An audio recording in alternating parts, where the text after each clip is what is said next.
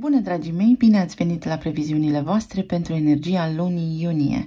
Acestea se aplică tuturor celor care au soarele, luna și ascendentul în Săgetător. Haideți să vedem ce ne aduce nou energia acestei luni. Pe 3 iunie vom avea evenimentul de lună plină din Săgetător, în casa voastră întâi. Casa întâi este casa eului, a imaginii noastre despre noi înșine și a modului în care suntem văzuți de către ceilalți. Este modul nostru de a ne face simțită prezența în lume. Soarele va lumina această lună plină din casa 7-a, din semnul opus, din Gemeni, din casa relațiilor conștiente 1 la 1, casa clienților, casa partenerilor cu care avem contracte semnate, casa partenerului meu, casa soțului dacă sunteți căsătoriți sau a soției, casa celor mai buni prieteni. În astrograma voastră, soarele guvernează casa a noua. Casa a noua este casa spiritualității, a mentorilor, a călătoriilor pe distanțe lungi, a idealurilor noastre înalte, a credinței, iar luna vă guvernează casa 8-a, a transformării,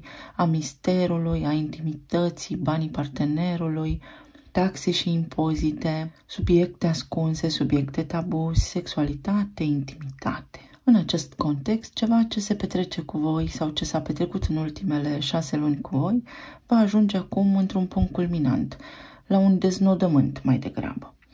Necesită o finalitate, o încheiere. Treceți la un alt nivel. Unii dintre voi, în acest context, sub aceste implicații, cumva vă găsiți o cale de manifestare. Doriți să schimbați ceva. Fie cum sunteți văzuți voi în ochii celorlalți, fie cum vă vedeți voi pe voi înșivă. Poate apărea o schimbare de look sau cum puteți primi, spre exemplu, complimente cum că arătați foarte bine, că o dietă a dat roade, dacă este cazul. Sau cum poate ajungeți la a vă împrieteni foarte, foarte bine cu cineva care nu este de aceeași naționalitate cu voi și cu care hotărâți să porniți într-o lungă călătorie în viață de suflet, pentru că vă simțiți în siguranță. Sau poate partenerul vostru a ajuns la niște venituri considerabile care vă permit vouă acum să vă schimbați look-ul sau să vă simțiți mai relaxați. Și acest lucru va deveni foarte vizibil și în ochii celorlalți. Mai departe, pe 5 iunie, Venus, guvernatoarea banilor și a iubirii și a stimei de sine, intră în Leu, în casa nouă. În casa mentorilor, a spiritualității, a treburilor care au legătură cu alte meleaguri, a oamenilor pe care poate îi cunoașteți din altă țară sau alte culturi, a călătoriilor pe distanțe lungi, a credinței. Aici Venus aduce o energie creativă în manifestare. În sfârșit, vă hotărâți acum, după ce a fost în Taur în casa 8-a, să vă faceți pe plac, să plecați într-o călătorie sau să vă relocați, poate vă vine idei în această direcție, sau doriți să faceți ceva, o schimbare care are legătură cu credința voastră, sau vă schimbați gusturile, chiar și la nivel estetic. Aici Venus îl va întâlni pe Marte, Marte care este planeta acțiunii și care va domoli așa puțin vreun conflict interior pe care e posibil să-l aveți sau vreun conflict exterior pe care e posibil să-l aveți cu cineva, cu vreun mentor, cu vreun profesor.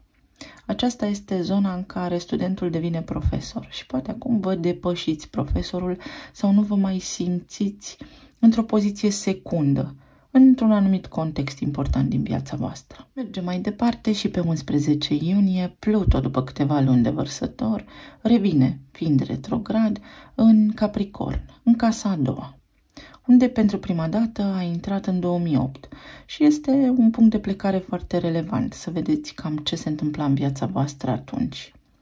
Casa a doua este casa planetei Venus, care acum se regăsește în casa a noua și care are legătură cu banii mei, munciți de mine, stima mea de sine, sentimentele mele, proprietățile mele, bunurile mele materiale și pe ce pun eu preț. Iar aici Pluton Capricorn poate spune transformare. Vine cu un sens de reevaluare, să ne facă mai atenți. Ești sigur că îți cheltui banii într-o formă organizată sau că îți asumi responsabilitatea atunci când faci banii sau că îi faci într-un mod corect și declarat poate fi. Pluto aici vine și cu o transformare psihologică, dar și cu o regenerare. Dacă ați avut ceva impedimente financiare, revine aici în Capricorn și spune, bun, hai, reia puterea, dar fii atent la ce gândești, pentru că aia materializezi. Dacă nu crezi că poți face bani sau că poți avea resursele de care ai tu nevoie sau că stima ta de sine este foarte jos, este nevoie să te mai gândești odată. Poate distruge un orgoliu sau poate distruge un tipar comportamental în ceea ce privește resursele sau stima de sine. Să vă arate calea, cu o mână mângâie, cu o mână împinge de la spate, sau poate aici deveniți independenți financiar cumva de partenerul vostru și este ceva ce vă crește foarte mult stima de sine acum. Pentru alții dintre voi începeți un plan de economisire foarte responsabil, care are legătură cu proprietățile, poate pentru achiziția unei noi locuințe.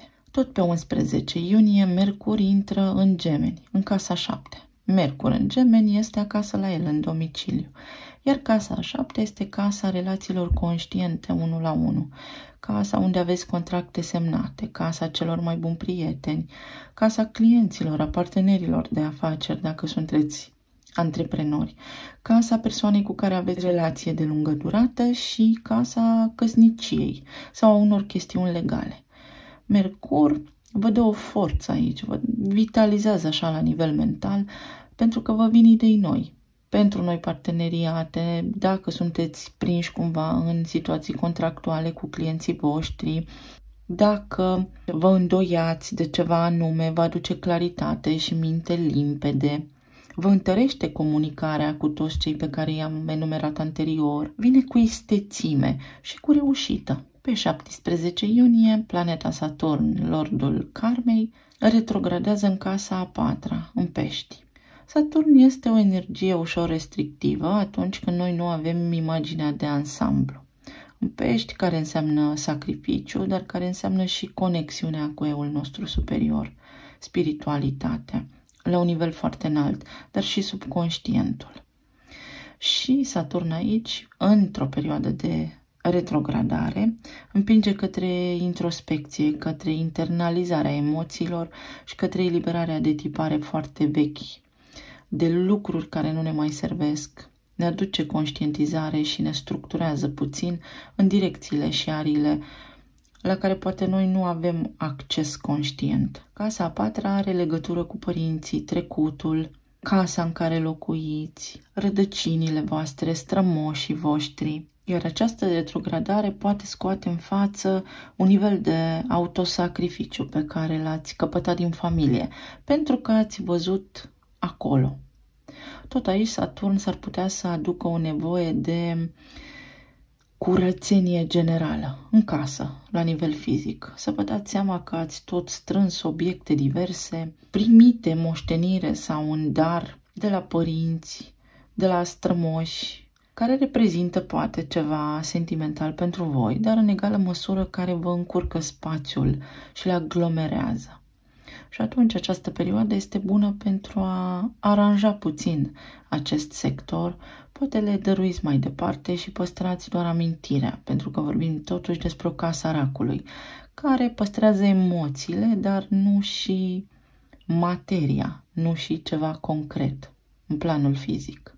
Tot aici s-ar putea să aveți ceva provocări în casa în care stați, să vă săturați și tocmai de aceea, în timp ce Pluto se află în casa a doua, vă vin idei, poate să faceți un credit sau din economiile pe care le aveți să investiți în ceva, să vă extindeți, să cumpărați o casă. Sau poate în acest moment Saturn vă împinge înapoi către casa părintească pentru a face economii pentru viitorul vostru, pentru o viitoare proprietate pe care o doriți.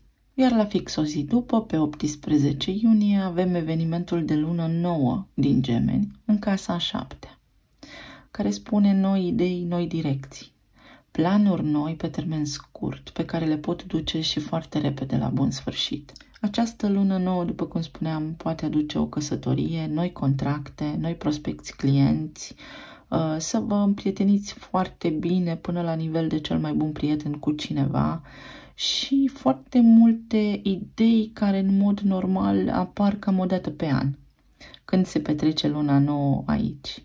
Haideți să vedem acum ce ne spune și energia oracolului și mai apoi tarotul. Pentru Săgetător, luna iunie.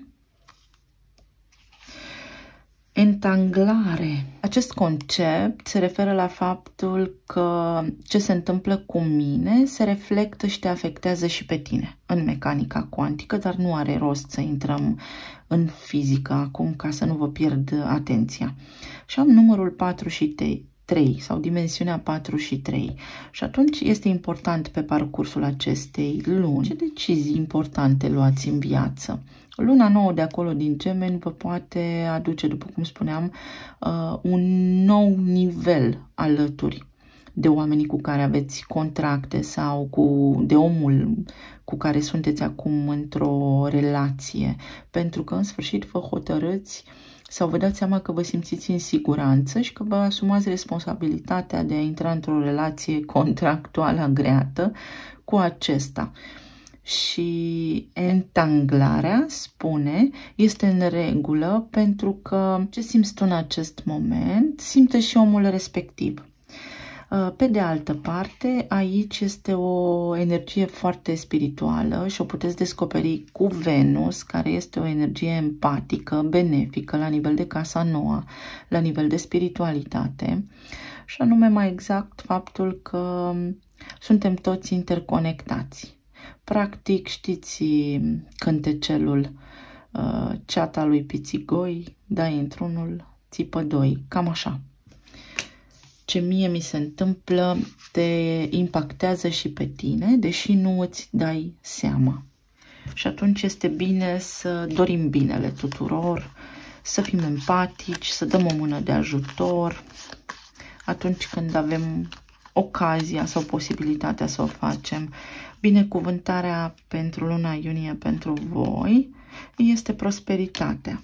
Pluton în casa a doua în Capricorn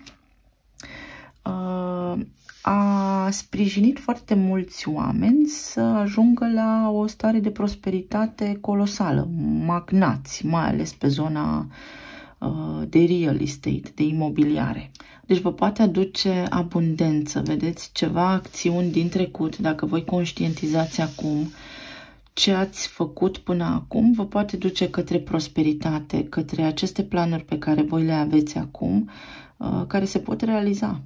Și dacă vă vin niște idei, s-ar putea să vă vină niște idei de afaceri foarte bune, care să vă ofere un viitor strălucit, asigurat din perspectiva aceasta.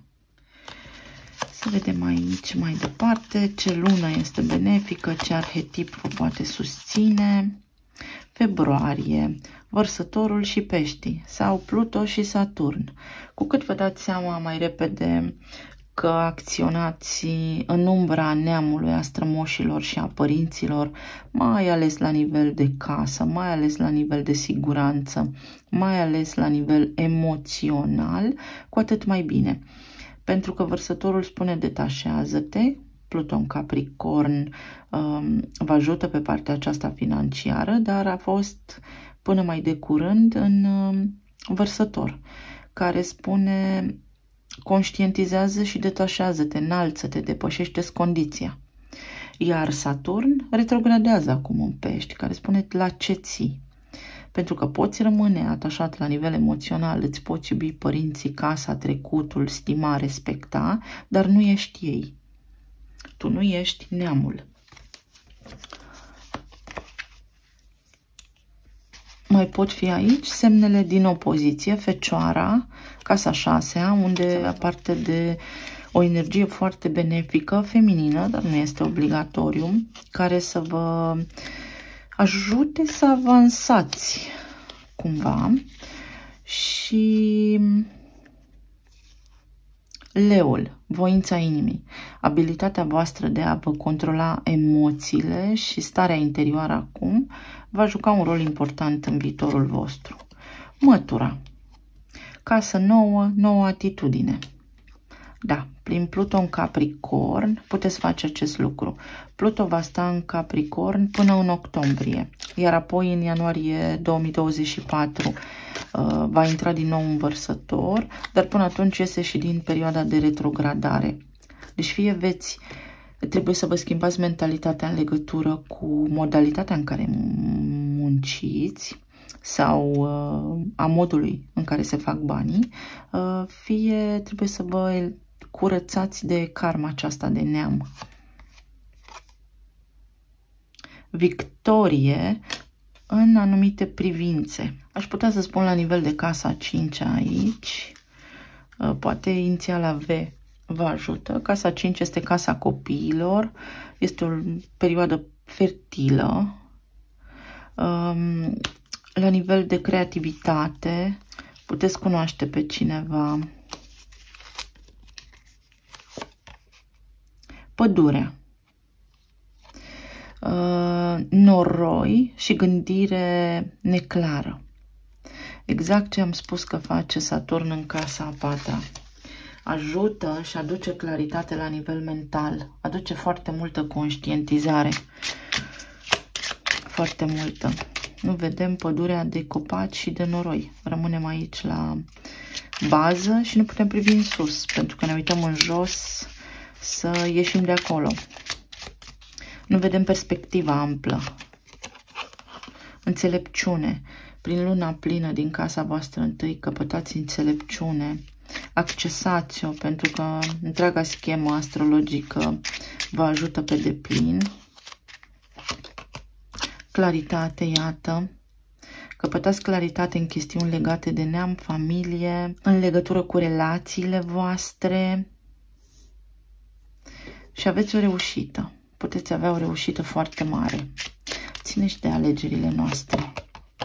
Și împământare, rădăcină, stabilitate, siguranță materială. Iată, un fel de Capricorn, așa aici, Pluto în casa a doua. Și atunci, cred că aici mentalitatea banii la bani trag este foarte importantă cumva pentru voi. Este o lună foarte bună. Să vedem mai departe ce ne spune și tarotul pentru Săgetător, luna iunie.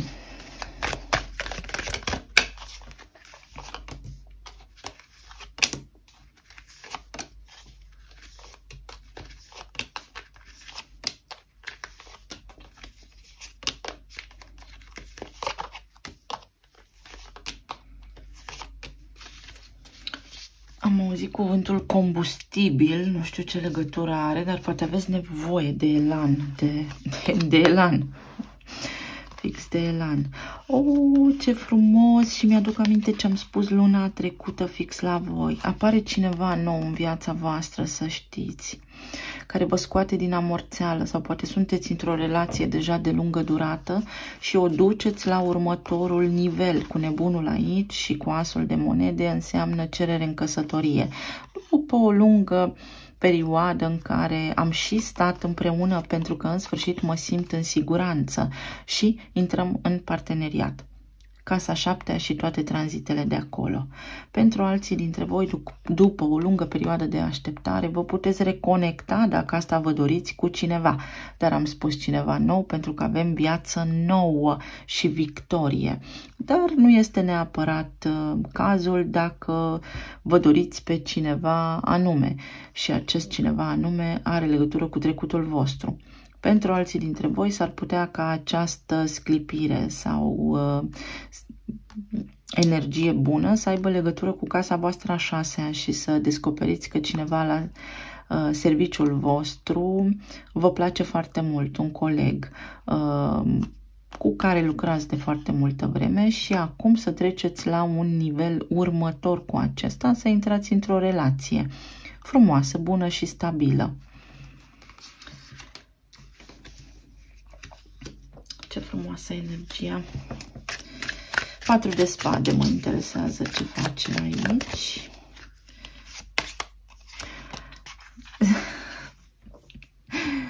10 de monede. Unii dintre voi primiți o cerere în căsătorie sau se oficializează cumva relația. Treceți la următorul nivel. Ce înseamnă nebunul aici? Faetonul. Da. Porniți la drum, poate începând de acum și până în luna iulie sau până la sfârșitul lunii iunie, să se pregătească așa cumva terenul și printr-o călătorie pe care o faceți voi să vă treziți că primiți întrebarea. Pentru alții dintre voi, poate vă întrebați dacă persoana la care vă gândiți voi aici, vă place cineva, să spunem, are familie sau nu. Și veți descoperi, pentru că sunteți tare îndrăgostiți sau v-a stârnit așa cumva interesul un coleg la serviciu sau poate chiar un șef. Nuntă, relație. Trecem la alt nivel. Sau pot însemna la nivel de relații cu clienții, partenerii, că aveți o reușită formidabilă care vă duce pe această cale a îmbogățirii. Da, o spun și o spun fericită pentru că așa este. Asta este ce văd aici. Unii dintre voi veți avea o reușită extraordinar de bună. Extraordinar de bună. Nu știu, porniți pe cont propriu într-o afacere, vă găsiți sprijin, faceți un credit și vi-l aprobă, vă mutați cu partenerul în casă nouă. Treburi de genul acesta se pot întâmpla aici. Cele mai bune cărți sunt aici: stabilitate financiară, stabilitate în relații, primesc o cerere în căsătorie, intru într-o nouă relație stabilă cu cineva care este disponibil după o lungă perioadă de amorțeală. Iar pentru alții dintre voi care sunteți în această etapă de no contact, fără comunicare, lucrurile se pot schimba, să știți, luna aceasta și să începeți să aflați așa ușor vești sau cineva să vă scrie, mai ales când se petrec aceste tranzite, și să se reaprindă acolo flacăra iubirii. Totul este posibil aici. Ia să luăm o carte, să vedem cam despre ce este vorba.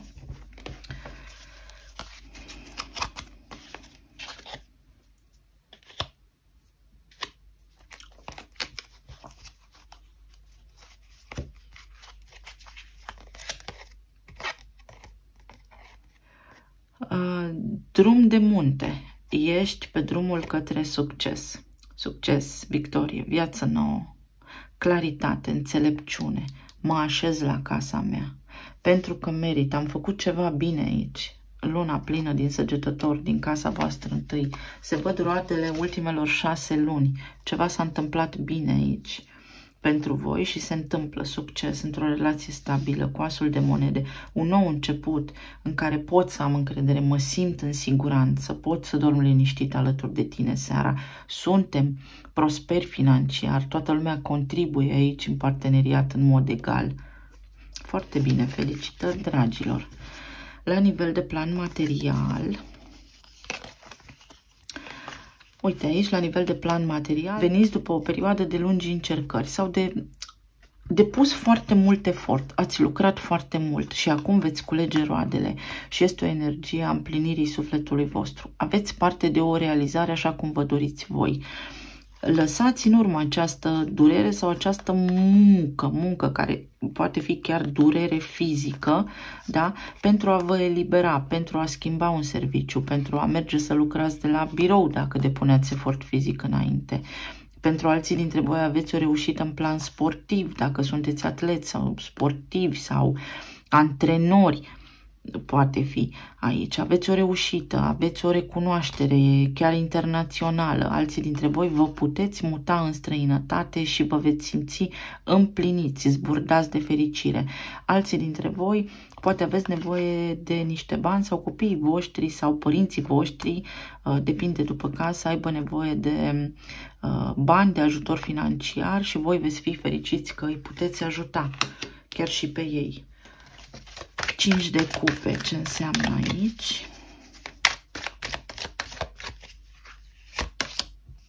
7 de cupe. Nu vă pierdeți nădejdea, uitați-vă ce aveți pe masă aici. Voi aveți nevoie de entuziasmul care vă caracterizează. Sunteți sufletul petrecerii, sunteți optimismul întruchipat.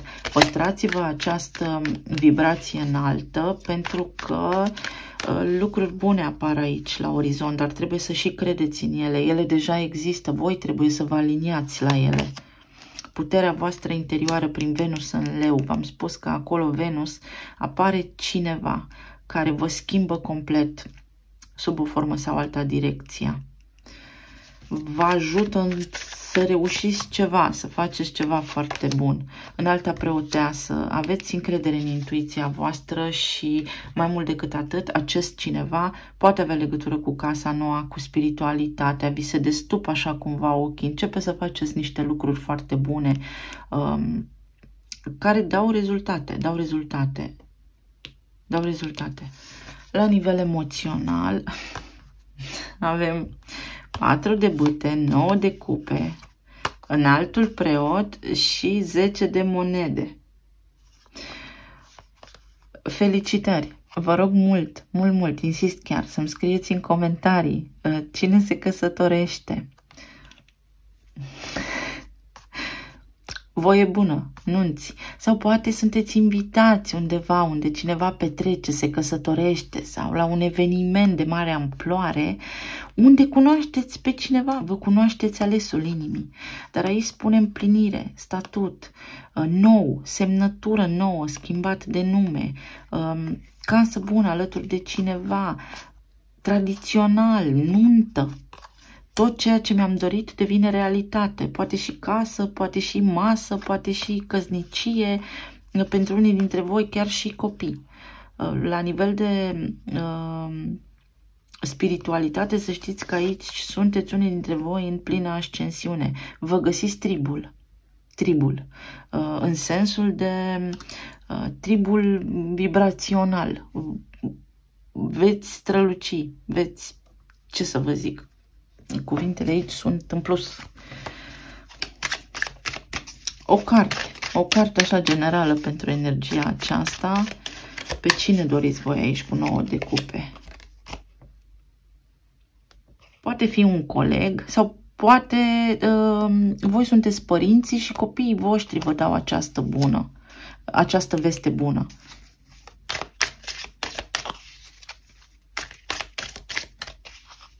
Implică casa a treia și casa a noua aici. Și regele de spade. Treceți la alt nivel cu cineva cu care v-ați întâlnit de mulți ani, da? Au trecut anii peste voi și în sfârșit vă schimbați numele, iată. Și întâlniți această autoritate, această mână de ajutor divină venit așa cumva ca de nicăieri, care vă ajută într-o privință. Iar pentru alții dintre voi vă eliberați, cum v-am spus, în casa voastră a patra de ceva ce a fost transmis din tată în fiu. Pajul de bâte, vă vin ideile noi în casa a șaptea. Sau acolo se aprinde flacăra cuiva, impulsiv, așa, pe nepusă masă, 2 de cupe. Să vă ceară în căsătorie sau cunoașteți pe cineva și acest om este omul. Acest om este omul. Talismanele.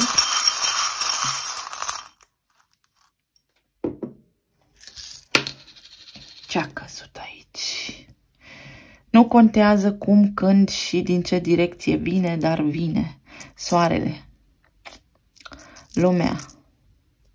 Se încheie o perioadă, da, ieșiți dintr-o karmă, încheiați o relație de întâlniri, unii dintre voi treceți la alt nivel, alții dintre voi încheiați o perioadă de singurătate și întâlniți pe cineva. O nouă șansă, cheia de la casă sau începeți planurile pentru a vă cumpăra casa. Semnați un credit, vă puneți bani deoparte, iată. Și profesional și în relații. Foarte multă bucurie. Închideți karma. Karma casei, karma neamului. Pentru că nu v-ați dat bătuți. Veți avea parte de o perioadă foarte frumoasă. și de o călătorie pe care doriți să o faceți de mult timp. Iată, casa 7, căsătoria, relațiile, contractele, dacă sunteți în business, antreprenor, vă merge bine, descoperiți niște lucruri noi, renaște ceva, treceți la următorul nivel, după o lungă perioadă de așteptare. Iată, bijuteria, diamantul, inelul, cererea, noroc, lucrurile funcționează foarte bine. Petrecere, mergem la o petrecere sau încălțăm pantofii de cristal ai cenușăresei. Comunicare foarte mult în casa 7. Acest iepuraș, voi în casa 4, care ați fost vulnerabili o foarte lungă perioadă de vreme, fertilitate, puteți rămâne însărcinate, doamnelor, sau puteți afla că sunteți bunici, iată, o fetiță. Doamnelor, dumneavoastră aveți așa o reușită majoră aici, dar nu doar voi. Avem inițialele L, N, F și W.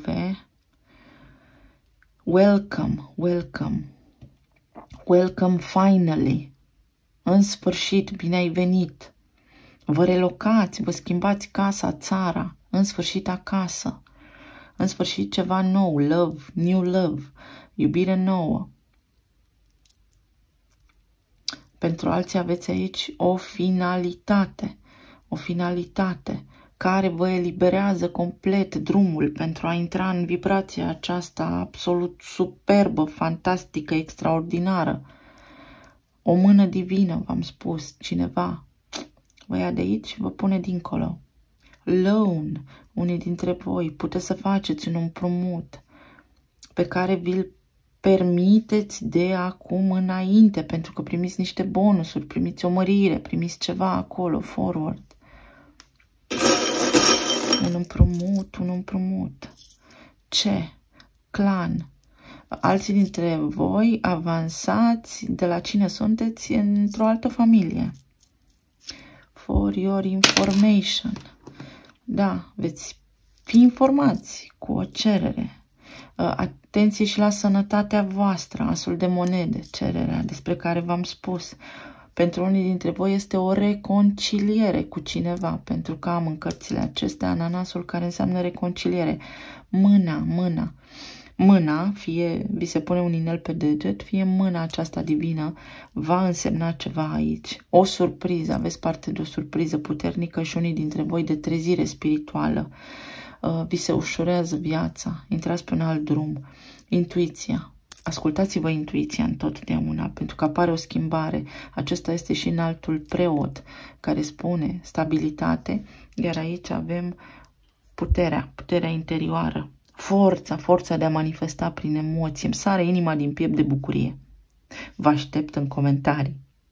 Vă mulțumesc tare mult și vă felicit pentru așa lună. Lăsați lucrurile să se întâmple și fiți optimiști, pentru că nu-s de aici, de acolo. Dacă tranzitele predispun, noi dispunem. Să dispunem armonios. Să fiți bine, sănătoși, iubiți și cum vă mai doriți voi. Să ne reauzim cu bine data viitoare. Pa, pa!